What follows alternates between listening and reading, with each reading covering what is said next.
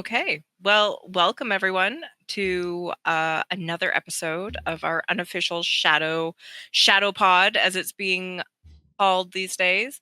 We've got, I don't know, more shenanigans like usual. I'll introduce myself. My name is Emily. I play Keket of the Scourge. I'm a ritualist of shadow, a rat cultist, a general person up to shenanigans and no good if she can get away with it. Perfect. I like how we just keep expounding upon our titles as we go. I'm gonna have to follow suit. Hello, I'm Allison. I play Hejda Marzana. She is an undead lich. She's a diplomat. She has been involved in many a nefarious alliance, many a good alliance, many a deal, many a wheeling and dealing of various varieties, and is going to be much more involved in magic this year, which is our segue to our lovely guest. Who's our guest? My name's Josh. I play Leiko, or Leiko Masoy. He is, so Leiko's a lot of fun. Leiko is a lot of fun. He's a blast. I was going to say, if you're going to keep expanding on the titles, you're going to need to get your own Chaucer to just stand in here and announce you. That's what we should work on for next year, Emily. If we keep doing these, is get somebody to announce us. Just up the production value a little bit. We'll just keep bringing it up. Yeah, we'll call Kevin back. He can be our Chaucer. Yeah, exactly.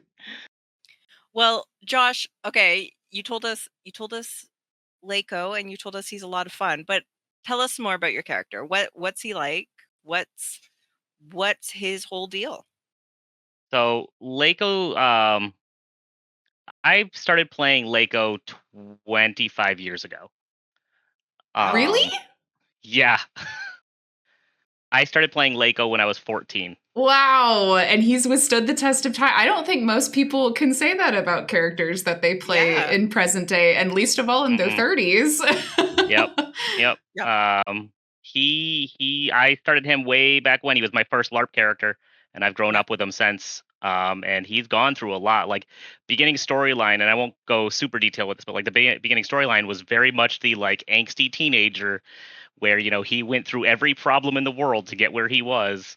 But Leiko's simple origin is that he's technically been born 3 different times. Oh. He first was a creature of the dreaming, where he was somebody's hope, somebody's dream to be a child they could never have. Oh. And then Leiko was eventually wished into the second realm he was from, which is called Fae. Which the game that I play is a realm that people come from quite often, and is something that we visit and do adventure in that game. And then from there, he made his way to what is known as the realms. And Leiko has just kind of existed there, adventuring. The nature of that game is very much, it's a kind of like every weekend is a D&D one shot being run by different people. Ooh, and I you love get that. continuity sometimes, right? And you'll get continuity sometimes. Sometimes plots run 6-7 years. Sometimes you only go to one event. That's all you ever run into. But these were run every single weekend, so I got a lot of chances to play him. That's excellent. There were years I was hitting 40+ events with him. So like, whoa! Wow. Yeah, he has a lot of experience, which and a lot of stories and a lot of trinkets and artifacts. And he the grander scheme of him is, at this point, he is the he is the solitaire of the Church of Harlequin, which is the head of the entire organized religion. He is an accomplished mage in the realms, actually, to the point where I lost it. I have a belt that you'll see me wearing. It's a blue and white belt with an M on it. That's a guild or collective in the game that took me 14 years to get into. Oh my goodness. And it is the best mages in the game. It is the you've done things to achieve this. And you get a WWE belt to be productive about it. Yeah. It's a fun belt. Yeah, it's a sick build.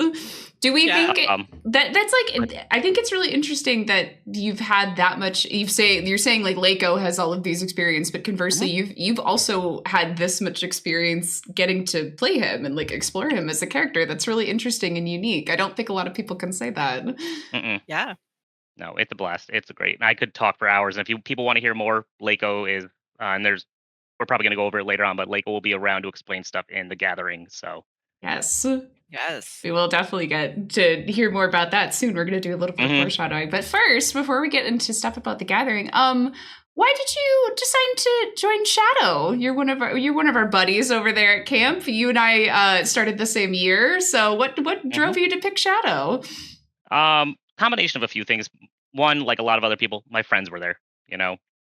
I knew a lot of people that were in Shadow, and I was like, yeah, absolutely, I'm going to come along. But Leiko, the way I mentioned, he's the priest of Harlequin. The church itself revolves around the god Harlequin, who has seen the true end of all. Ah, the end of all. And our job is to, when the gods saw the end of all, they began to cry.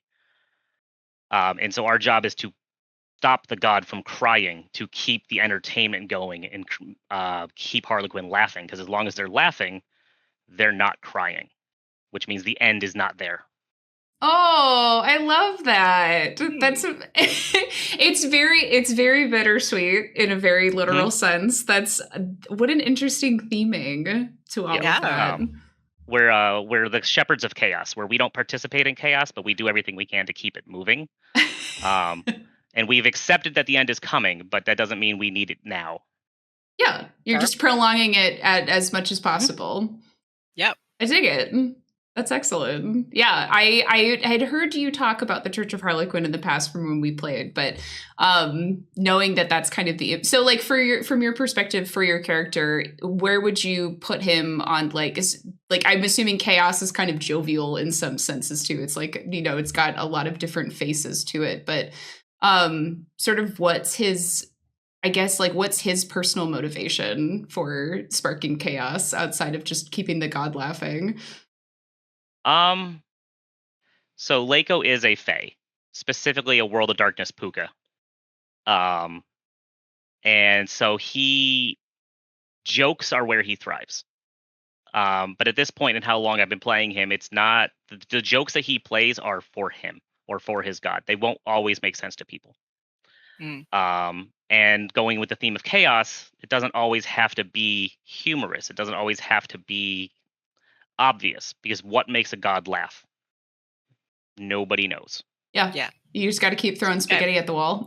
Yep. See what sticks. Yeah. Okay. So you came to Shadow, you had the tie-in with the end, and you had your friends there.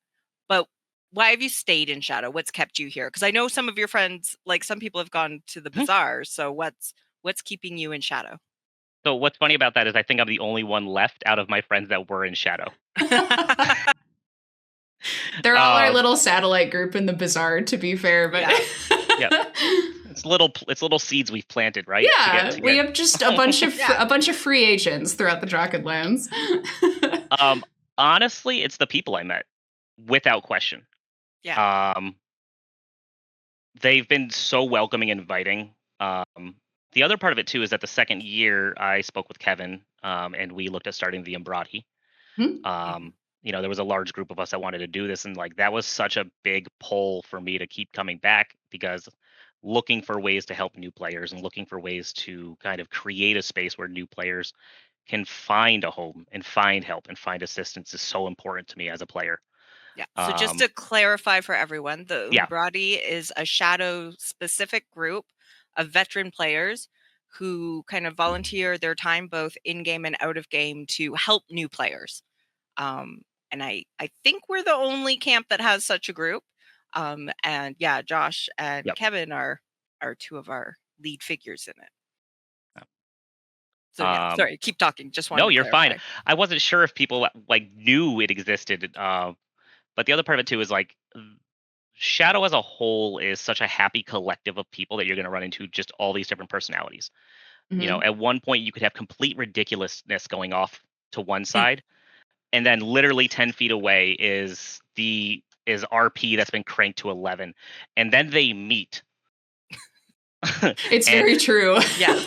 both sides dive into that head first, and everybody walks away going, that was some of the most fun we've had, and that was some of the best RP we've ever had. And you can run into that at any point.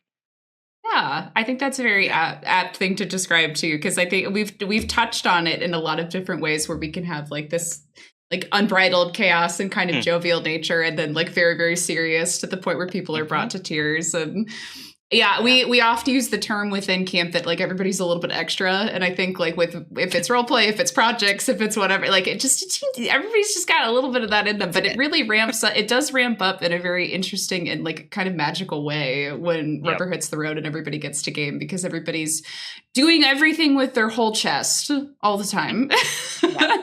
It's very reminiscent of like theater, of like my time in theater and stuff like that, where it's like it's the last day of Hell Week.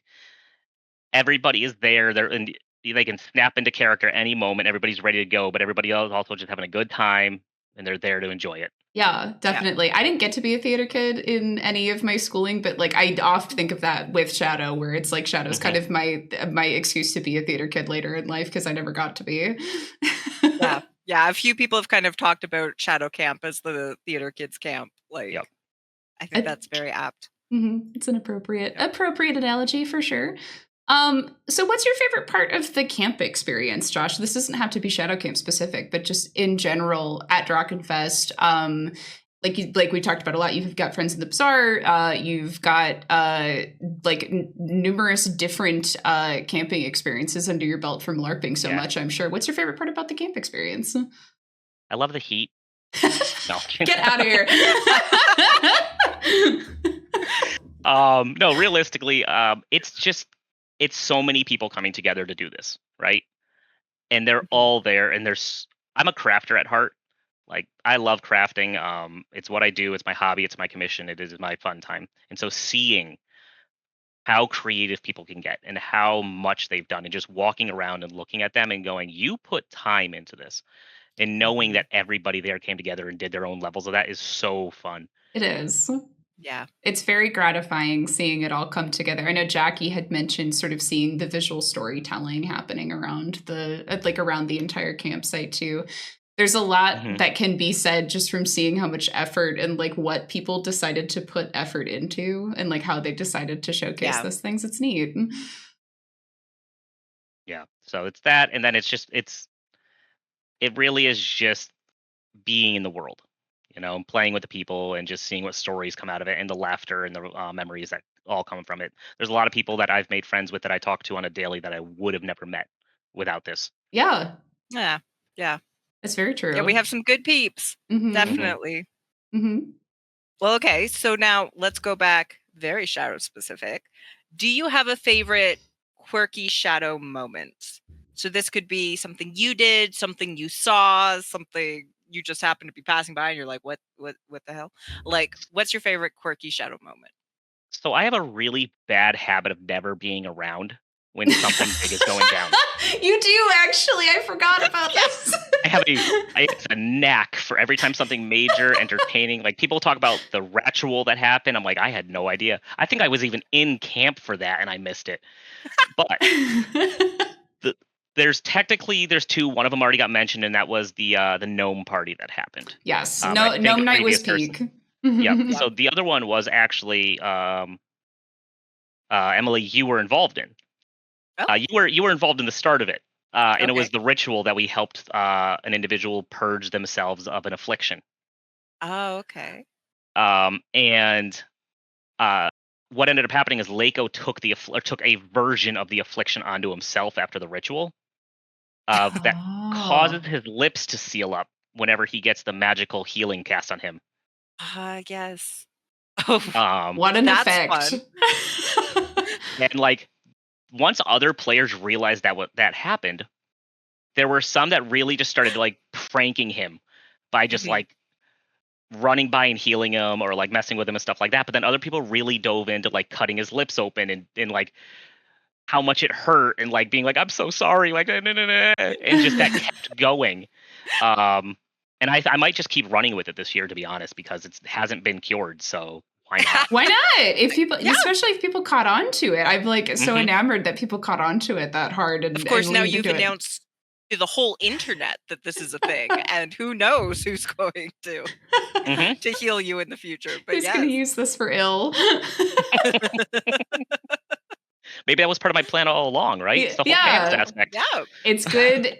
Honestly, some people get a kick out of that sort of stuff, and I'm sure maybe the god does too. Who knows? Yes. And if you haven't cured it, you haven't cured it. I mean, so you gotta stick with it. I think that's just it. You gotta stick with it this next year. That's a very potent side effect of a magical ritual, though. It is. Oh man, a gnarly one. I'm like, give me more. Keep going. Yeah, the power of ritual. Sometimes suffering can be a lot of fun, especially when other people are leaning into it. Speaking of magical effects, though, we alluded to it a bit at the beginning of the podcast, but can you tell us a little bit about the Gathering, Josh? Your new endeavor, your new enterprise? Yeah. So the Gathering it has grown and changed. This is an idea that's been boiling in my head for about 2 years, right? And I wasn't entirely sure what I wanted to do with it, how I wanted to bring it about. The Gathering, in a simple term, can be described as a magical museum in Speakeasy. I love the vibe. Right. So my hope here, it's actually inspired by an anime called Fairy Tail, the Fairy Tail Guild specifically. Right, I wanted to create a space where magical users can come together and discuss and theorize and things like that. And since Shadow is the magic camp, I wanted to do something within Shadow. I am reaching out to see where I can make connections. I think the other museum that exists in Drachenfest is in Blue Camp, and I've been speaking with them. So can't wait to work more there. But so the Gathering is. I've mentioned Lako. I've had him for years. There's a ton of trinkets and artifacts and random odds and ends and stuff that he's picked up. Currently, the museum pieces that are going to be on display are things that have happened to Lako. And it's an easy way for me to explain his history, stuff that's happened to him. I do want to grow this to include items and histories of the Drakenlands. I think that could be so cool to have, because there's so many that get talked about that just are like myth or story that don't really have a physical representation within the game that I think would be really cool to highlight. Yep. So I kind of wanted to be a place where people can come and put up bounties that they're looking for this magical artifact, and then people can come pick up those bounties. Or, I have this quest, I need a place for people to pick it up. They can come here. That's the speakeasy part of it. It's a connection for people to make. But one of the ideas eventually I want to do, and I can't do this myself because I'm not an artist, but I want to hire people, is I want to have a tapestry that runs along the top of it that outlines events from each year. So you'd be able to. So, most of it would be blank right now, right? Yeah. But you'd have this beginning area that shows a little bit of the first 4 years. Yeah. I'm a sucker for that stuff. I love it. The other thing we're doing out of the Gathering is we're hosting the Monster Fight Pit this year. Yep, you guys, you are. Yep. And I mentioned earlier, I'm a crafter. I'm going to be bringing one of my own monsters. My oldest monster I built, the first one I built 13 years ago. So we're going to be hosting the Monster Fight Pit. Still, details are going to be pending. And then Lako's actually offering to take on apprentices to learn his rune system. And I'm looking at other possibilities of where I may be able to teach that. Keep an eye out. So it's just a collective for people to come, hang out, for lack of a better way of putting it, to gather. I'm gonna It's have just branding, specifically more magical people. Anyone can come, but more magical inclined. Yeah, anyone magical, anyone with magical directives, things like that can come and join. If you're a fighter but you want to learn how to be magical, come hang out. Yeah. Something will eventually bleed off to you, and it'll work. Will infuse you, infect you. Yeah. The last thing that we're going to be doing is ghost adoptions out of there. It's something I'm putting together where people are going to be able to adopt a ghost, and their whole goal is to help the ghost meet their final needs and lay to rest. So it's going to be little quest lines that people can do and pick up, and just get to go know their ghost. It's your own Tamagotchi to get you through the week. It's such a sweet shadow-coded quest line. I love it so much. Nice. That's darling. Yep. So No, it's a lot of fun. One of the things that I did pick up with Lego over the years is he has a lot of different types of magic. He is a reality mancer at this point. Yeah. Um, but through his years of questing, he has things like ghost magic and blood magic and time magic and um, like metal magics and stuff like that. So I'm finding ways to represent those in aspects of the Gathering and Lego, and one of them is the ghost in a bottle. Yeah. So I think you Yeah. found a really interesting intercession of like you as a player, Lego as a character, your experience as a LARPer, things that you saw a need for in the Drachenlands and the game space where and like the Umbrati even, where I could see a lot of new players that like maybe don't know how to get a foothold in Magic or don't know how to like maybe they want to try it out and they don't like want to go take a class immediately or they don't know how to like explore that side of the game. Mhm. This is like a really easy in for them to do so. And I think that's really nice. Yeah. Yes, it Excellent. only grows from here. Yeah. Yeah. Exactly. Well, okay. You've got quite a background in magic, and we're Yes. coming to the end here. So, as always, we have a unique question for every person. Uh-oh. Yours, given all the magic that Lego knows and all of your thoughts on it, if the shadow avatar had a favorite spell, what do you think it would be, and why? Oh, there's the easy answer to this. Mhm. And I think the two easy answers. I have an actual answer, but I think the two Okay. easy answers are fear and ritual are the easy answers. Okay, Okay, fair enough. yeah. Yeah, I can see Yeah. that. But looking at Drachenfest as a whole, thinking about what the shadow avatar already does, like he already makes people afraid of him. He doesn't need fear, Hmm. right? Fair. Yep. He has plenty of casters to do all the rituals he needs. So not Yep. like so your favorite should be something you need. It should be something that you want to do. Yep. So I'm gonna say friendship. Yay, my favorite spell! And Yay! part of this is because if you see him interact with his siblings, Yeah. sure he's a bit standoffish, or they're a bit standoffish, but they still get along with him. Mm-hmm. Yep. They're still there. They're still showing up. If they didn't want to be here, surrounded by people, they wouldn't be there. Yeah. So I'm gonna say friendship. I think that's a good Friendship. take. I Okay. love that. Yep. Beautiful. I stand behind it, not just because I'm biased and I think the spell's underutilized, but I think your reasoning is very sound. And also, Shadow, we keep talking. The power of friendship keeps coming up in all these interviews. You know, everyone's saying it's the people. So it must be. That must be. Really, what it Shadow is with Avatar, all they've just cast it on all of us, right? with all the heat going on at Drachenfest, you need to come hang out in the shade. Yes, exactly. He nailed it. That's the tagline from Beautiful. here on out. Yeah, We're excellent. done now. Also, just friendship is code for trauma bonding in hot weather, but Yes. Yes, it is. Oh, I love it so much. Okay. Thank you Yes. so much for coming and talking to us, Josh. This is Thank you. delightful. Thank you. Yeah, it was This was wonderful great. to hear a little bit more about Lako and get a little bit more insight into your history as a LARPer and what you've got planned for this year. I'm really excited about it. Yes. Yeah, I'm super pumped. I'm super excited for what Shadow's bringing and what's going to be happening at Drachenfest this year. I'm there for it. Definitely. Hell yeah. And it's coming we'll up all quick. be there soon. Yep. So A little over a soon. month. Oh, see y'all then. Okay.